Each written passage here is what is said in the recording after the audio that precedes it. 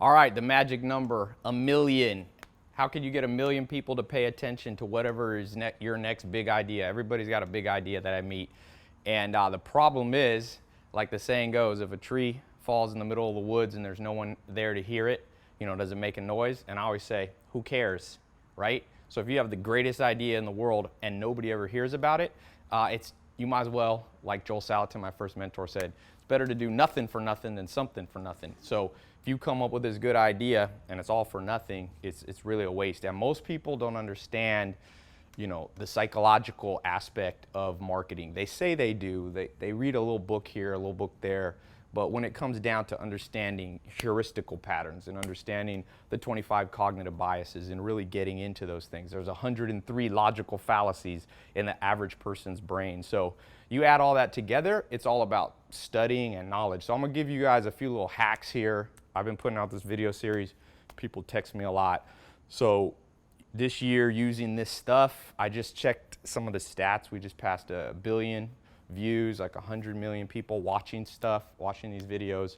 So this stuff works, and I can tell you just straight off the Google Analytics counter that this stuff is the real deal. So this is some of you want like more advanced stuff because people are like, oh, some of the stuff you say I've heard before. And my answer, if that's you that says that kind of stuff, it's not what you know, it's what you do. So if you think you're too smart, I'm just going to be like, show me how you put it into action. But for those of you who genuinely are already on your way, I'll kind of show you some stuff that I think is more advanced. So we'll call this 1 mil.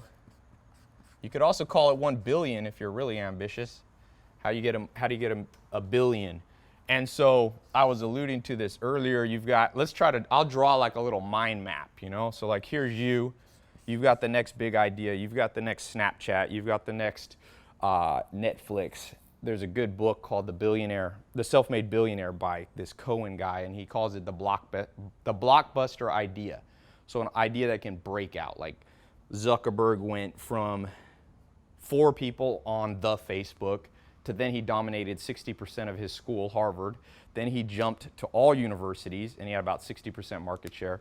And then he went up to, now they just passed 1 billion customers, and almost everybody, Facebook is like definitely example of a blockbuster idea. So here's you now, and it's like most people don't understand that it's this progression, but it's not that linear, and that's the problem. Like the progression that most people think. This, by the way, is the difference between a plan and a strategy. Most people have a plan at best, but they don't have a strategy. I was just reading this book, The Liberator by Kershaw, about General Felix. And these guys, he had 75,000 of his men killed in one battle in Italy. And this dude was a tough dude. And even though he had this high casualty rate, as we know, the Allies won the war. And it's because the Allies had out-strategized Adolf Hitler. So Hitler and the Germans were good at strategy, but a plan is like linear. We're going to take this, we're going to do this, this, and this. And the best laid plans of men, as the famous poem goes, they don't work out. So strategy is like A-B plans. This happens. If it doesn't work, you move to this subset. You've got these reinforcements come in. And I was talking about the real deal is not linear like this, where you go from your idea to 1 million people being your customer.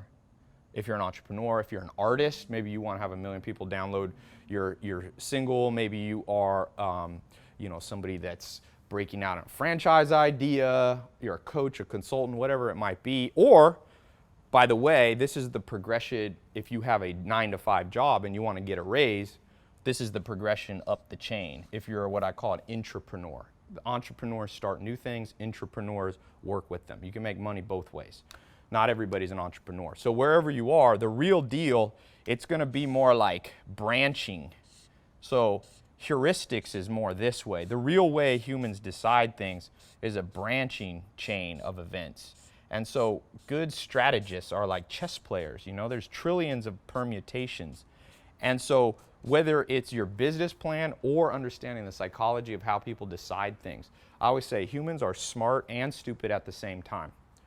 Let me not fall in my pool. That will be a interesting dealio. It's a beautiful day today, and no sun in my eyes. So when you look at this branching, so let's say here's you and here's 1 million, because like I said, it won't happen this way. There's a good book on this it's called Crossing the Chasm. It's a famous business book where he talks about how most people with ideas, you get a little bit of traction at the beginning and then it dies in this chasm where pragmatists, and most people are pragmatists. So let me show you what I mean by that. So the first heuristical decision kind of branching that the average person who's watching your stuff is going to decide by is fear. So this is one that people know. Freudian type psychologist, you could call this pain. Now it branches here into a tremendous amount of things. You know, it could be reciprocity is one of these. Liking bias, these are the biases. You have Kantian fairness here. Some of these are more advanced. I'm not going to talk about all these right now. You have senescence bias. You have social proof, urgency, association, availability. And each of these branches are, if you can't maneuver them, and I put 25 here, then there's, if you really want to get ninja, which I don't tend to do on a YouTube video because people need to ask me back and forth questions. If you really want to get ninja, you then break this down. There's 103 patterns. There's things, you know, logical fallacies like red herring and ad hominem and all these kind of things, although ad hominem is related to that bias. So those are different. So if you add 103 plus 25, you have at least 120, 130.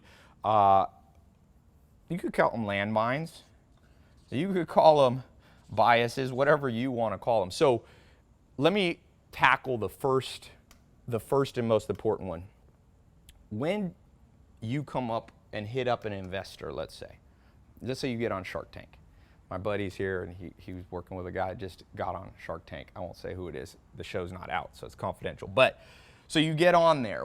I don't care if you're working with Mark Cuban and billionaires. The default response of almost all humans is built into our DNA, which is a fear response. So we fear what we don't know. And the reason brands, by the way, you know, you hear a lot about branding. This is like a buzzword. Coca-Cola, #1 brand in the world. Disney, Playboy. You know, these are nationally and internationally recognized brands. That's a bullshit word, because what the hell does it mean? To me, it means status. And what status does, so status is an overarching one on all of these. So for example, there's a scientist, I forget what his name was. He said, if the president of the United States rolled into, let's say you're married or you have a girlfriend. So you got your girlfriend in the house. President Obama rolls in. He says to you, and he comes in. I met Bill Clinton once, was at my friend's house, not too far from where I live now in Beverly Hills. And Bill Clinton I think he had 9 Secret Service guys. And underneath here, they have Uzis and high-powered machine guns. Actually, an interesting side note, nothing to do with this. True story, Bill Clinton when he was the president, was walking out of the White House, and it was like down a corridor where people were allowed to say hello to the president, the public. And he was going to get in his car, and he had his Secret Service guy with him, and Bill Clinton whispered, he said to Secret Service, he goes, I can't get in the car, somebody's grabbing me. And he said his security guard, like a ninja, turned around and broke the guy's arm that was grabbing the president, and the president got away. So don't fuck with the Secret Service dudes, they're pretty badass. So going back to this whole thing, when I met Bill Clinton, which I had a point to that, but now I got distracted on I'll think of it in a second. The president comes into your house. Obama, Clinton, whoever your favorite president is, and he says, get out and leave your wife here. Now, maybe you're a badass dude and you'd be like, no way. Mark my words, you would get out of the house. Why? High status. Oh, Dr. David Buss, a friend of mine, he's the one who. So status is one way to overcome fear, because if a regular dude walks into your house and goes, get out and leave your girlfriend, what are you going to do? You're probably going to smash him in the face, right? But status supersedes fear and pain. So branding is a powerful tool. And so the problem with branding, I'll give you a little practical tip. Every newbie that I know starts with a logo. This is their big question. Like, oh, dude, I just had some joker send me a thing. he wanted me to invest in his business, and he's like, here's my logo. And I automatically wrote him off. I wasn't trying to be a dick. I didn't say anything to him, but I'm going, this guy doesn't get it. He thinks that the heuristical patterns is like logo, and then you proceed to the next step. No one cares about logos for the most part. Some of you are going to argue with me. So as Richard Dawkins, the famous scientist, told me the other day, I was talking to him, he said, best advice he ever got, believe with evidence. Only believe with evidence. So I'm going to give you evidence so you don't have to believe what I'm saying. You can believe the evidence. Google this website, Berkshire Hathaway. Okay? This name right here. You might have or might not have heard this name. So just Google that name. It'll come up, the first result, and click on their website and show me what their logo is. There's no logo. It just says Berkshire Hathaway. Now you might say, who cares? I say, this is a 300B company, billion. That's Warren Buffett's company.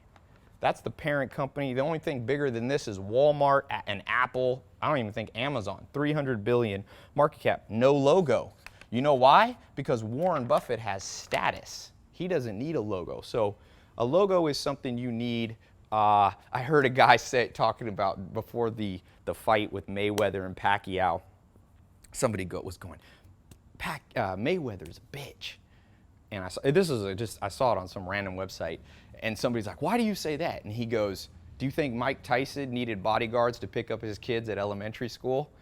He's like, no, he didn't need that. Now, I don't think that's true, but Mike Tyson had status physically. Not many people are stupid enough to mess with Mike Tyson. And Berkshire Hathaway, that company, doesn't need a logo because they've already overcome human propensity to fear. There's a famous Nobel Prize winning researcher who discovered this concept.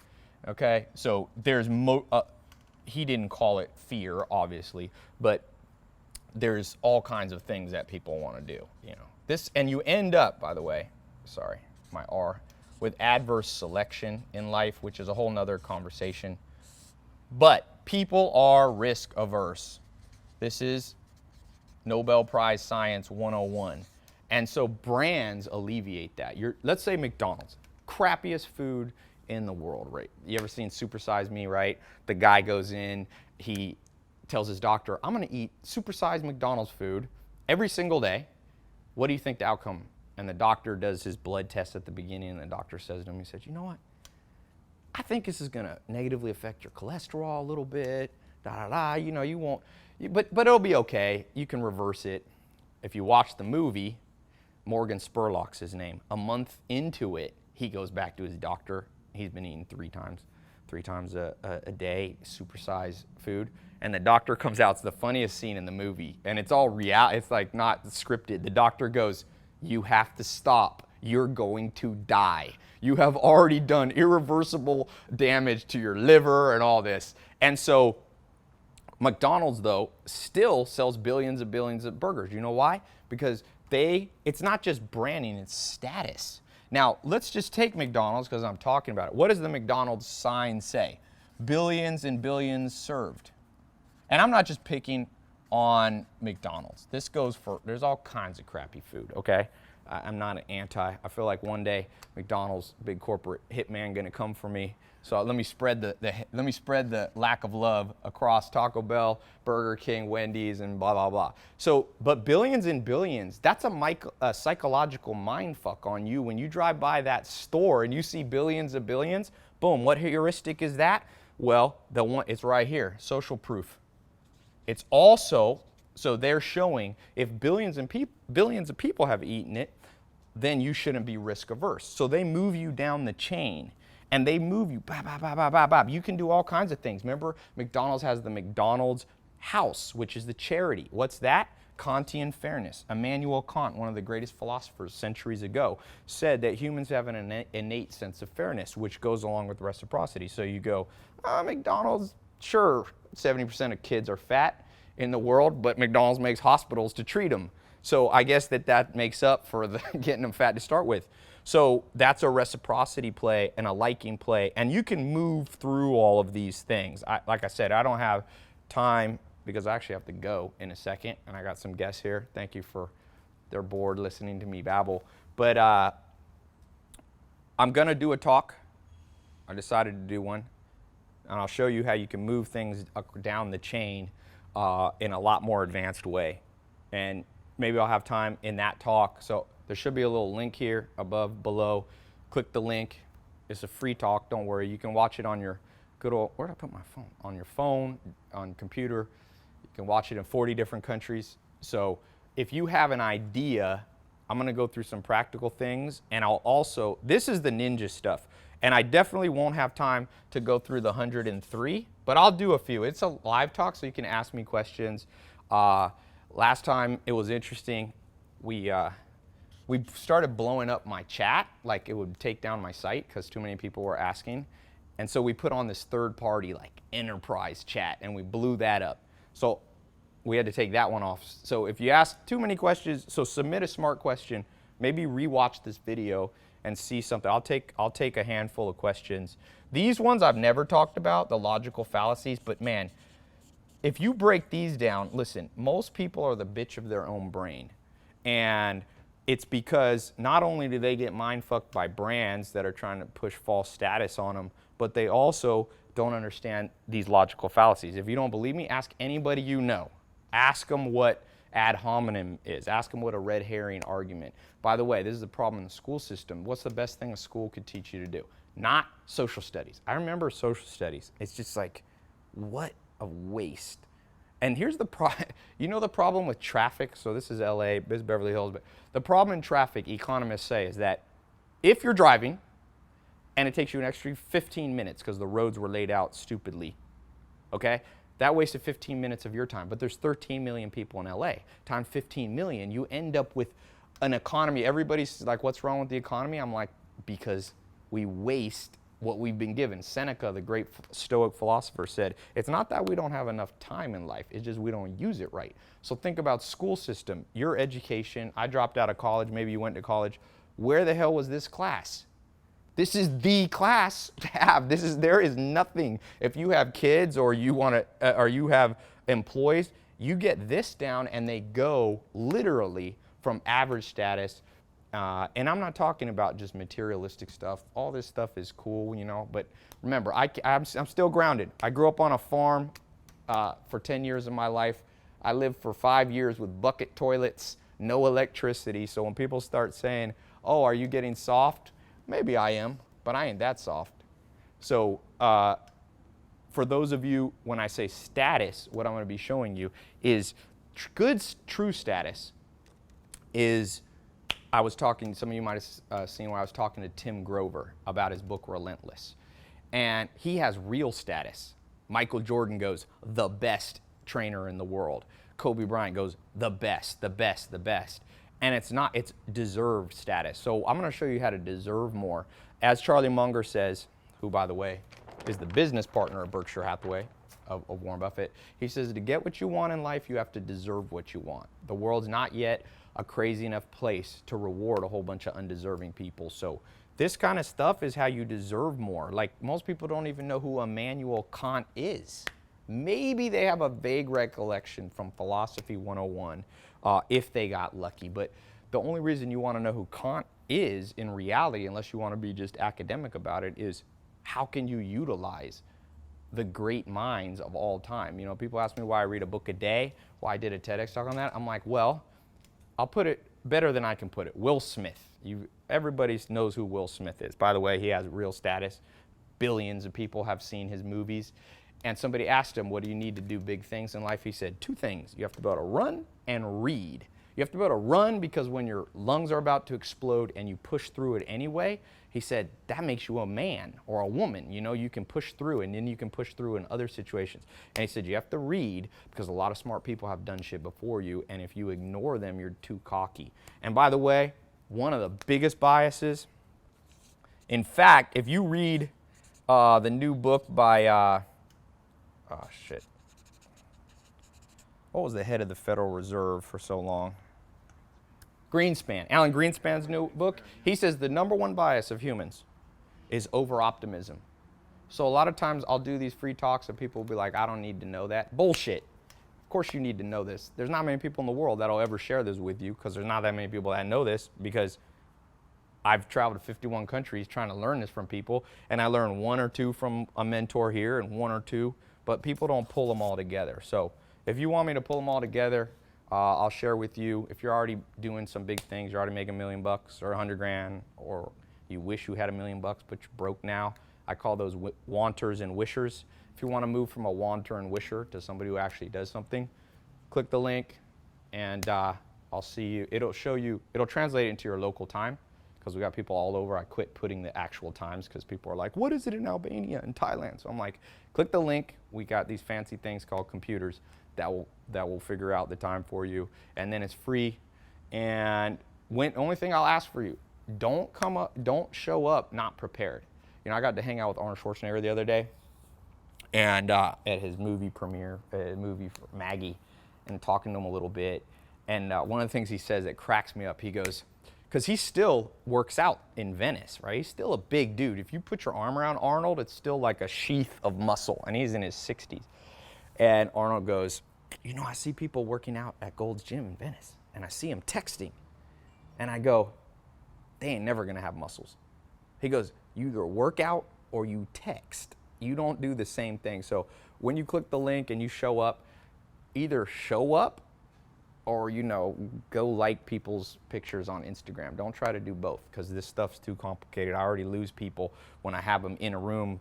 You know, like I only really share this stuff with people who run companies for me. Over there today, I use my little outdoor porch sometimes I bring all the, I call the chairman little seat, and I had like 15 of the people who run my business, different companies there. And this is the kind of stuff I talk about. So the little inside sneak peek into my life, my house, but forget all this. This is not that important. What is important is moving through the chain. This, by the way, is heuristics. It's how you decide everything. So click the link, and I got to run out. All right, talk to you. Oh, 18 minutes, just like a TEDx talk. Hitting it. They say this is the optimal time that people will pay attention. So I'm going to quit while I'm ahead. You can subscribe to my channel too if you want to not miss out on these. But more importantly, click the link, show up. If you don't see the link, you can go to tylopez.com. There should be a link there too. See, I'm not very good at branding, am I? I forgot to put my own domain name, Ty Lopez. But you know what? Sometimes I say it's good to make things hard to find, because then the only people who find it are the people who really are interested. So never sell yourself too short. All right, talk to you guys soon.